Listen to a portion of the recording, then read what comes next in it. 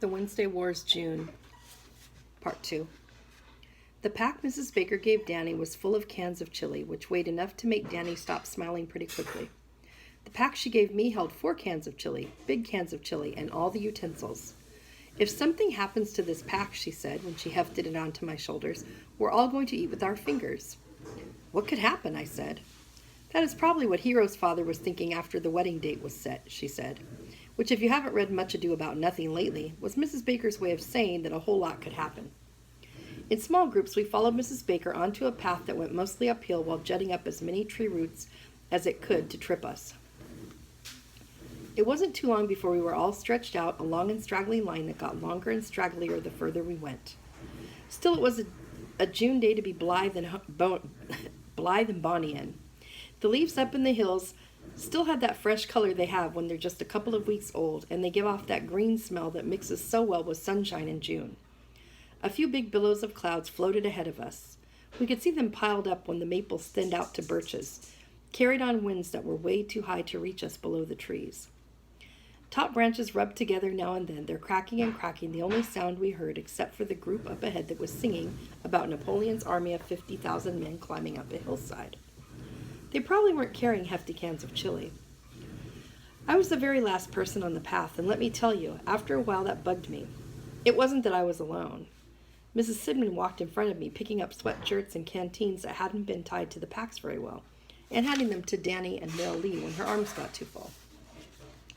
But you put all the utensils for an entire class in one pack, and 4 big cans of chili, and you're carrying quite a bit, and that's going to slow you down. And it was an old pack, and it smelled old. I had to keep hefting it back up around my shoulders because the straps wouldn't hold tight. And every time I did that, another fork or knife found a way to poke into my spine. And when you have to do that while you're climbing mostly uphill, and the straps of your backpack are cutting grooves into your shoulders, and Doug Sweetuck is carrying a pack filled with bags of marshmallows, you don't get in the best of moods, even if it is a June day off from school. The path heaved in short, quick spurts up through some strands of old birches, and then out into some more sunlit spaces. We crossed some open rock, and since it had become much warmer, I was glad when the clouds hid the sun and dropped the temperature. Then we climbed into some scrub pines where the wind came on and cooled our backs. Even my pack began to feel a whole lot lighter, and the forks and knives had stopped jabbing into me whenever I hefted it up again. It was past noon by the time our group got into camp, and I have to say, Mrs. Baker had picked a great spot, although probably Lieutenant Baker had picked it out years before. An egg-shaped clearing beneath high pines rounded out a bend in a running stream. A waterfall on one side threw its water over mossy stones, and into a small deep pool on the other side we set our camp. The ground was not soggy, and there were no mosquitoes and not too many rocks, which I pointed out to Mrs. Baker. Just wait, she said. Mrs. Baker organized the whole site. She gave Doug Sweetuck a camp shovel and had him dig out a fire pit. I lined it with stones from the stream bed. Mai Tai and Danny built a teepee fire, and Mrs. Baker put 2 large pots for chili beside it. Mrs. Sidman took everyone else to search for the wood, and she organized what was brought back into the pile that slouched from the biggest log to the smallest twigs. Then Mrs. Baker marked out the sleeping places with long branches, the girls on one side of the fire, the boys on the other, and she and Mrs. Sidman set up a big tent in between while everyone picked spots to lay out their sleeping bags. After the tent was up, Mrs. Baker waved at Danny and me. The chili, she called, and we brought our packs and dropped them beside her. Merrily filled a fry pan with hot dogs and slid it over a grill over the fire. They began to sizzle right away. You had to hand it to Mrs. Baker. For someone who hated camping, she knew exactly what to do. She even had latrines built into the woods, and she posted signs shaped like little hands with gentlemen and gentlewomen written on them, pointing to 2 thin paths that led away from each other. While the hot dogs cooked, I followed the path from the gentleman sign down a sharp ridge, over a dry stream bed, up another ridge, and behind a boulder the size of Camillo Junior High. It was peace and comfortable. Doug Sweetuck had used his camp shovel to dig a hole in the middle of some bright green vines, and he had set 3 rolls of toilet paper on the 3 dead branches of a tree beside the hole. The vines that ran up the trees almost covered them. He left a shovel in the pile of dirt to use as needed. It was the kind of place where you could sit for a while within the vines and watch the green world be green. Then Mrs. Sidman hollered, "Hauling Hood Hood." You already know what happened, don't you? Let me tell you, it wasn't my fault that Mrs. Baker had given me an old pack. And it wasn't my fault that its seams were starting to split. And when you're hiking up a path that's pretty steep and hefting an old pack onto your shoulders, you don't feel stuff falling out. You didn't notice it was getting lighter, said Mrs. Sidman. Well, I said, I did notice it wasn't getting any heavier. She held up a spoon. This is our entire set of utensils, she said. We can stir the chili, I said. The can opener was in your pack too, said Mrs. Sidman. Mrs. Baker picked up 4 cans and handed 2 to me. Come with me, Holling. We went down to the stream bed. Look for some large stones that are sharp at one end, she said. And that's how we got the cans of chili opened. We smashed into them with rocks, which is what I think people did during the westward expansion. At first the cans just bent over and started to collapse into themselves, but after a few blows they split open and chili sputtered out. By the time Mrs. Baker and I were done, we looked like someone had thrown a whole can over us both. But from the way Mrs. Baker was laughing, you couldn't tell that anything was wrong, or that she hated camping. Mrs. Sidman was grumbling more than a little by the time we got back, and it didn't help much that she cut up the ends of 3 of her fingers trying to get all the chili out of the battered cans, which were pretty jagged. Every time she cut one, she would glare at me, and I don't think she was thinking thoughts about nurturing one of her students in wisdom and learning. Any lunch after a long hike tastes good, especially if it's on a day off from school. And if you take 2 hot dogs and hold them together, one in each hand, you can scoop up the chili between them and shovel it all up into your mouth. If you lean way over while you do this, most of it won't even drip onto you, which is something that Mrs. Sidman didn't seem to understand. And again, it wasn't my fault that she was wearing her favorite sweater, and that streaks of chili didn't exactly go with mango, which is a color that you shouldn't wear on a camping trip anyway. I think this is why I was the one who ended up carrying all the pots and pans down to the stream to wash them. Marilee helped. She didn't have to, but she did. So it wasn't bad at all, scrubbing all the pots together, and her splashing me a little and splashing her a little, until we finally gave up and splashed each other all over so that it looked like we had jumped in, which washed all of the chili off me, which is more than I can say for Miss Sidman's mango sweater. But by the time we were done, there was a breeze skimming over the top of the stream, and it wasn't warm. We stacked the pots near the rest of the food and then stood by the fire. Mrs. Sidman did not seem to mind me adding a few sticks to make it blaze up. Still, we were pretty wet, and the problem with getting warm by a fire is that one side of you is always cold and the other side is always roasting, so you have to keep turning around and around. We were supposed to go swimming in the afternoon, but the breeze that sent me and Meryl to the fire got stronger when a few of the clouds stacked themselves up between us and the sun, and so we played capture the flag instead, which our side won because Danny cheated and hid our flag about 3 stories up in a pink pine tree. And after that we climbed down past the waterfall and followed a deer track that led out from it, and then climbed back above the waterfall and explored an abandoned stone house in a field beyond it. There were supposed to be rattlesnakes in the basement, but none showed. It was a whole lot colder when we got back, and so Mrs. Sidman sent us to bring in more wood. And while we did, Mrs. Baker heated up pots of hot chocolate, which tastes better in the woods by an open fire than it does anywhere else. And Mrs. Sidman started unpacking the hamburger patties and glaring at me again, since she wasn't sure whether she could cook them with only 1 spoon to turn them over. Anyone would know that she couldn't, and I think that even Mrs. Baker knew it wasn't right to blame me entirely when 4 of Mrs. Sidman's remaining 7 healthy fingers got burns on the ends. Let me tell you, she made a big deal of it. After supper, Marilee and I did the pots again. It was hard to tell when night came on. We got the fire going pretty high, almost as high as when Danny hid the flag, and the crackling and snapping and small explosions of pine resin sent out sparks that looked like rising stars. The clouds had gotten so thick now that there was no sunset to see, and the breeze had picked up to kind of a steady rhythm, steady enough that not even a single mosquito was brave enough to fly out into it. Just wait, said Mrs. Baker. But all through the singing that we did that night, no mosquito showed its face, which just goes to show that even Mrs. Baker isn't right all the time. Mrs. Sidman tried some ghost stories after the singing, but there's something about principals that makes it impossible for them to tell ghost stories. I mean, you can't spend your days in the main administrative office and then hope to scare someone with a story about a headless ghost. You don't have a chance. She tried to make her voice all low and quavery, but she just got to sound like old Pastor McClellan at St. Andrews grumbling out a hymn. When she finally got to the end and shouted out the climax, which was supposed to make us all scream in fascinated terror, not much happened. So she sat back down and looked at us like she was going to make us all repeat 7th grade next year. There's a special kind of principal look for that, and even though she had only been a principal for 2 months, she had it down. So when Mrs. Sidman got up to give her what you should be careful about in the woods speech, we didn't pay much attention either. After all, that's what happens when you have teachers and principals along on a camping trip. You hear about all sorts of disasters, like mosquito bites, bee stings, what to do if you trip over a stone and get blood on your knee. You're told not to wander so far from camp at night that you can't see the firelight, as if that's going to be a real issue. And you're reminded where the latrines are, and how you shouldn't use too much toilet paper, since there wasn't a whole lot, and what the shovel is for, stuff like that. But when she came to the snake part, she got our attention.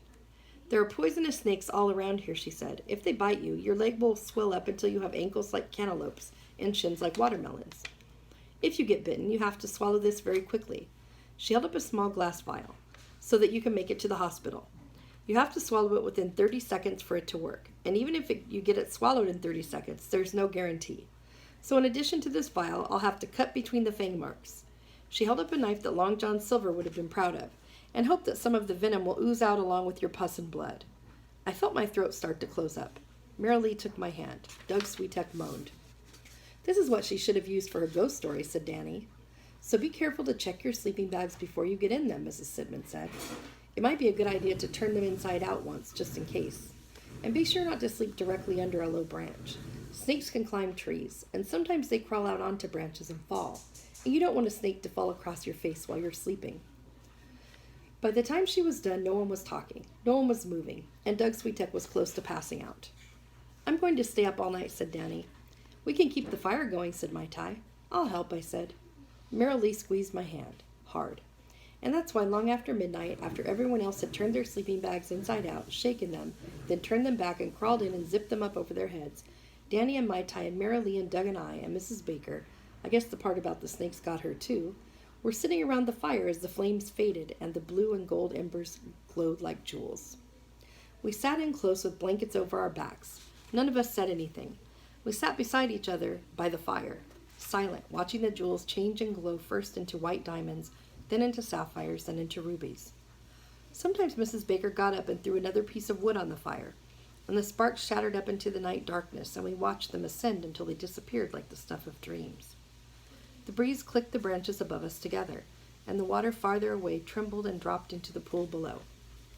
It was about as far away from the perfect house that you can get and still be in the same universe. We probably would have stayed there all night if it hadn't started to rain. Actually, started isn't really the right word. It didn't come on like rain usually does, a little at a time, until first you realize that you're feeling a drop or two, then you realize it's more than a drop or two, and then you know you need to get someplace because it's really going to come down in a minute. Here, 1 second it was all ascending sparks, and the next it was all rain. It must have been something like the moment the doors closed on Noah's Ark. We threw our wool blankets over our heads, but it was already too late.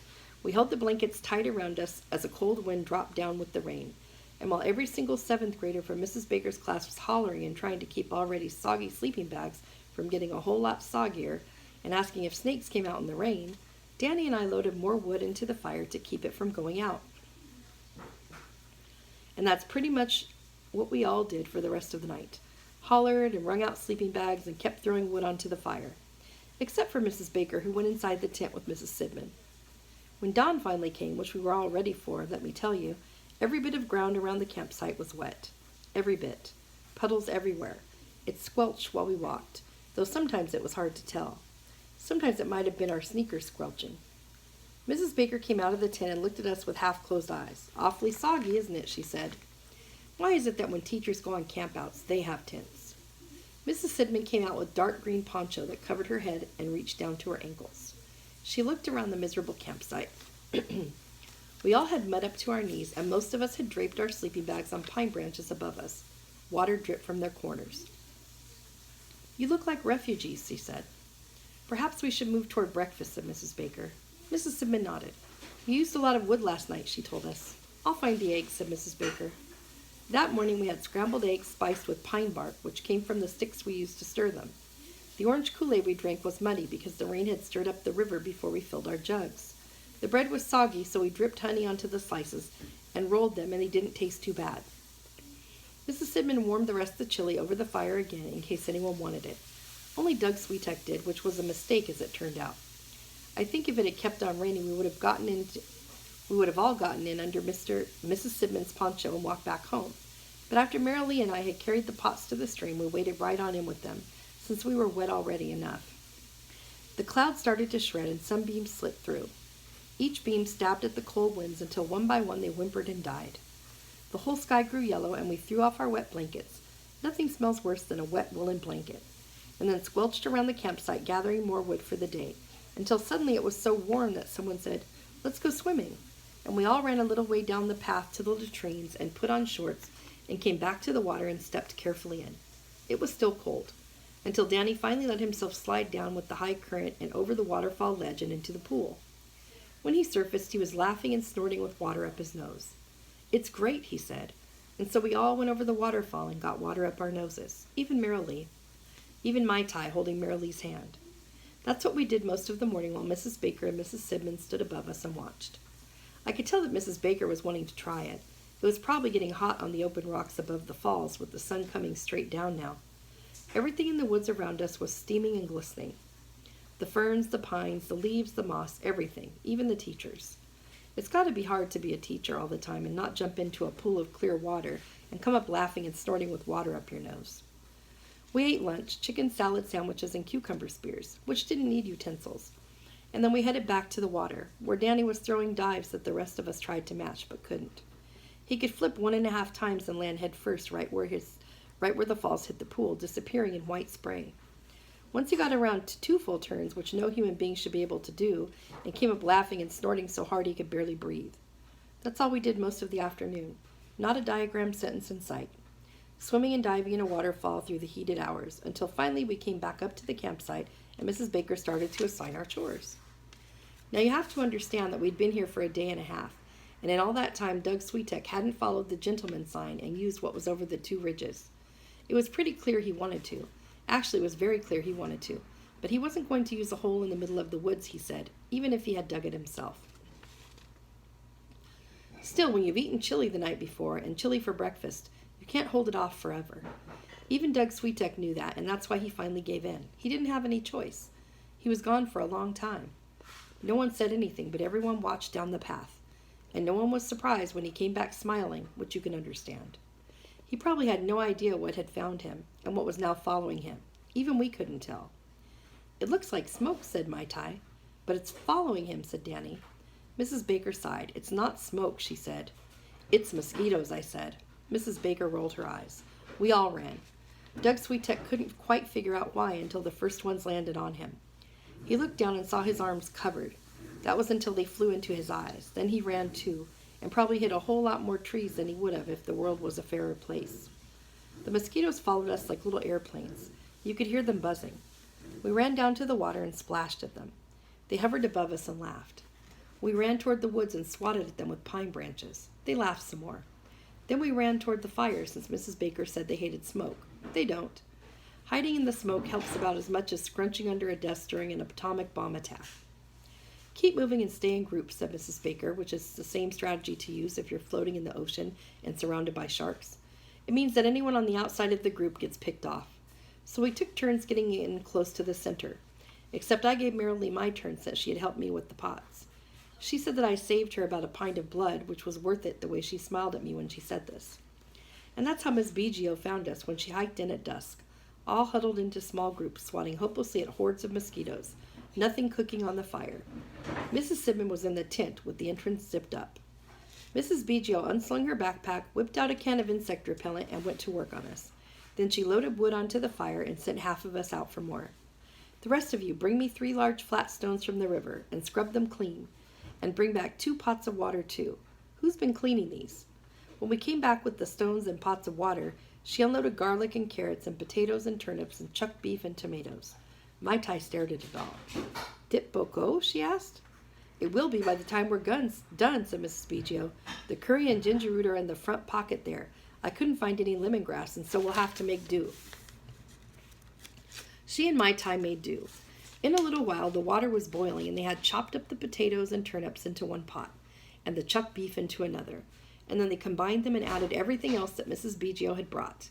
And even if there wasn't any lemongrass, it all smelled as wonderful as any food cooked over an open fire can smell, which is pretty wonderful, let me tell you. Just as we saw the first star, Mrs. Biggio and Mai Tai ladled the stew out into bowls that Mrs. Biggio had packed, and gave us spoons that Mrs. Biggio had picked up all along the trail. You can never be too careful about your supply, she said to Mrs. Sidman, who, because she was eating hot dip bocaux, was happy enough not to blame anything on me, even though I was still the one who carried the pots down the stream to clean them out, with Merrill, and neither of us minded at all. We were still there when Miss Biggio and Mai Tai came down to wash Mrs. Biggio's cutting knives, which she wouldn't let anyone but Mai Tai touch. And when Mrs. Biggio said to Mai Tai that she had meant to be up in the campsite earlier, but she had been taken in the morning to speak with the Catholic Relief Agency that had sponsored Mai Tai when she came from Vietnam. She wanted Mai Tai to know that the house where she was living with the Relief Sisters was very nice, but if she wanted, that is, if Mai Tai would like to, Mrs. Biggio had a small house and she was living all alone now, and she thought that maybe if Mai Tai could ever imagine that, until Mai Tai put her arms around Mrs. Biggio and Mrs. Biggio put her arms around Mai Tai, and the ripples of the water replaced all words. Good Lord, for alliance. That night I lay awake. It seemed that the soggy ground had sunk down and left a whole lot of rocks to poke up into me. I watched the bazillion stars amaze the sky above. I watched until they fell asleep themselves. Half my mind on sea, half on shore, thinking about Mai Tai and Mrs. Biggio, and Lieutenant Baker coming home to Mrs. Baker, and Danny Hupfer getting ready for his bar mitzvah, and Bobby Kennedy, and Martin Luther King Jr., and how in 5 years I'll have to register for the Vietnam draft, and how the dew was starting to soak my sleeping bag. So I was still awake when the dawn started to think about showing herself. The air was coloring everything gray, and the fog was coming up from the ground in white shreds and billows, as if the whole campsite had lifted itself up into the clouds overnight. I slipped out of my dewy sleeping bag and walked through the white and gray to the water. When I reached it, the stream rippled happily as if it had been waiting for me all this time. I knelt down and lowered my palm into it, cold, frigidly cold, but I rolled up my pants and waded in. Beneath me, the rocks of the stream bed felt smooth and slick, even soft as the water rushed past, carrying itself away. Then I looked upstream. The disk of the sun had just come up, and the billows of fog had bowed to it and backed away. The river was a sudden ribbon of silvery light, flickering and sparkling and flashing, carrying the new light on its back all the way down from the high mountains. It was so bright that you couldn't see below the surface until the water was right up to you. And then it was suddenly clear and buoying me up in its rush, and it never stopped, this rush of bright water from the mountains, these flashes and chunks of light from the sun. There was so much of it to come. I didn't tell anyone about the river that morning, not even Merrill Lee. I think that if I had told Pastor McClellan, he would have said it was a vision. I think that if I had told Mrs. Baker, she would have said that it was a miracle, that all dawns were miracles, miracles being much on her mind lately, as you can understand. I think that if I had told Shakespeare about the river, he would have said, all this amazement can I qualify. But he would have been wrong, since what I saw was something more beautiful than has ever been written. But I didn't tell anyone, not even Danny, who was hoping for a miracle right up to the day of his bar mitzvah. You could see him waiting for the worst to happen when he stood up in the synagogue a week later, a synagogue that was full mostly with Hupfers. Mrs. Baker and Mrs. Biggio and Mrs. Sidman sat near the front. Mai Tai and Merrill and Heather and I sat behind a group of ancient Hupfers. I was trying to keep my borrowed yarmulke on the back of my head because it felt like it was slipping down all the time. And our parents were there, too, even my father, who I guess figured that Mr. Hupfer might someday need an architect, and so he had better show up. It was sort of like an investment. He sat as far from Mr. Kowalski as he could. We all watched as Danny pulled the prayer shawl his great-uncle had given him around his shoulders. The tassels reached below his waist. Then he wound the tefillin around his arm and around his forehead. You could see him still waiting for the worst, hoping for a miracle. Then the prayers, still waiting. Then he walked with the rabbi and cantor back to the altar and took out the Torah. We all stood. I reached up to press down my yarmulke, and he carried the Torah back to the reading desk. The rabbi drew it from its mantle, untied the scroll, and rolled it open. A huge breath from Danny, still waiting. And then, can you believe it, the miracle came after all. He lifted one of the tassels, touched it to the scroll, kissed it. He took the handles of the Torah in his own hands, and he began to sing, Baruch et Adonai HaMevorach. And everyone around us sang back, Baruch Adonai HaMevorach L'Olam Va'ed. And Danny sang again, deep and steady, until he got to Baruch Ata Adonai Noten HaTorah, when everyone sang back, just as deep and as steady, Amen. Then Danny took a deep breath and began to read from the Torah. Okay, so maybe sometimes the real world is smiles and miracles. Right there in front of us, Danny Hupfer was no longer Danny, who stuck wads of gum under his desk, or Danny who screamed out of his skull at soccer games, or Danny who ran cross country on bloody knees and waved sweaty t-shirts. He was way more than all of those things. He sang the words, and he was everyone who had sung them before him, like he was taking up his place, this huge choir, and it wasn't Miss Violet of the very spiky heels, but God himself leading the music. You saw Danny covered with weight.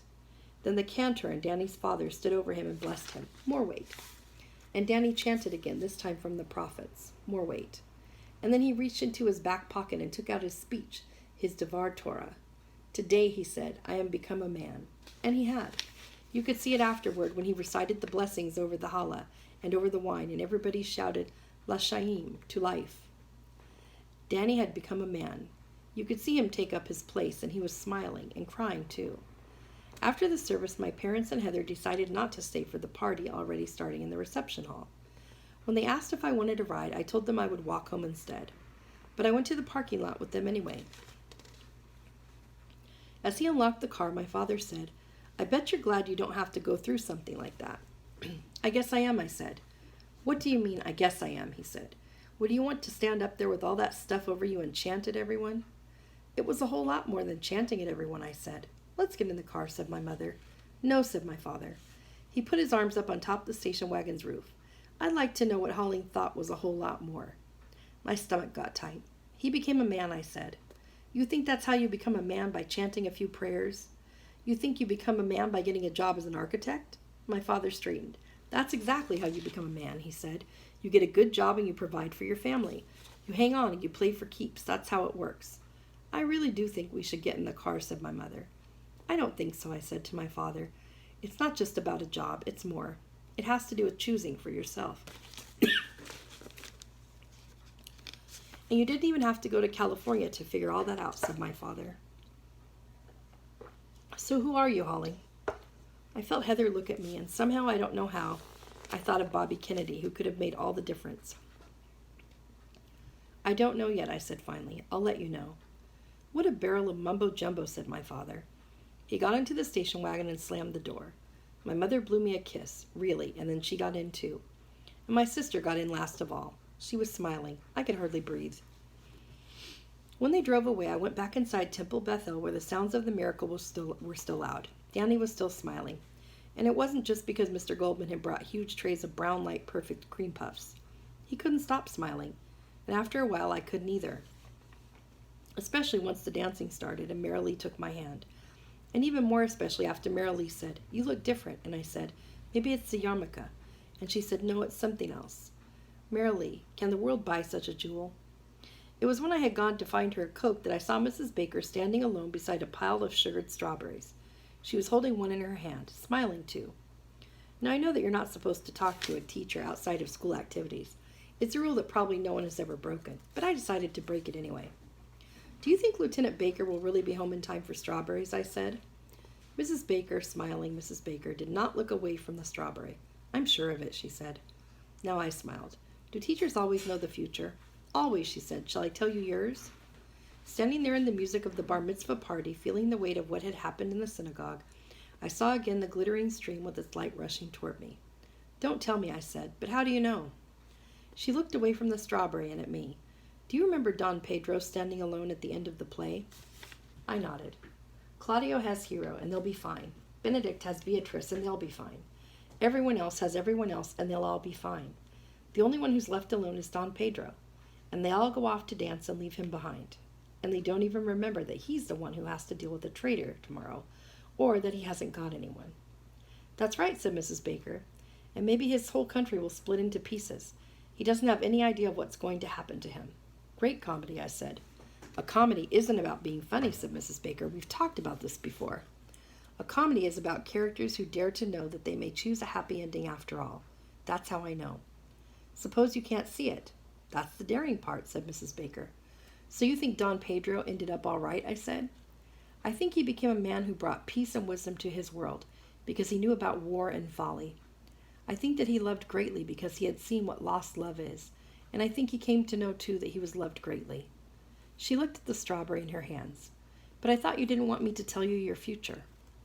The music started again, a quick ring dance. Danny Hupfer was going to dance with Mrs. Biggio, and Mai Tai was doubled over laughing. Mrs. Sidman had stepped into the ring beside Doug Sweetek, who didn't look all that happy. The Kowalskis and the Hupfers have come in together. Mrs. Hupfer and Mrs. Kowalski giggling in their stocking feet since you can't dance in high heels, and Merrilee. Everyone was laughing and jostling to their places. I needed to go find mine. "L'chaim," I said to Mrs. Baker, and she smiled, not a teacher smile. "Chrysanthemum," she said. 11 days later, on Wednesday, Lieutenant Tybalt Baker came home. It was the day that President Lyndon B. Johnson announced that the Marines were abandoning Kazan. I was at the airport, me and Danny and Mai Tai and Merrilee and Doug and the whole class, standing on the tarmac when the military plane landed. We all held boxes of sweet strawberries. I guess you want to know what Mrs. Baker did when Lieutenant Baker first came out of the plane. And I guess you want to know what Lieutenant Baker did when he saw Mrs. Baker on the tarmac. But toads, beetles, bats, if you can't figure that out for yourself, then a southwest blow on ye and blister you all over.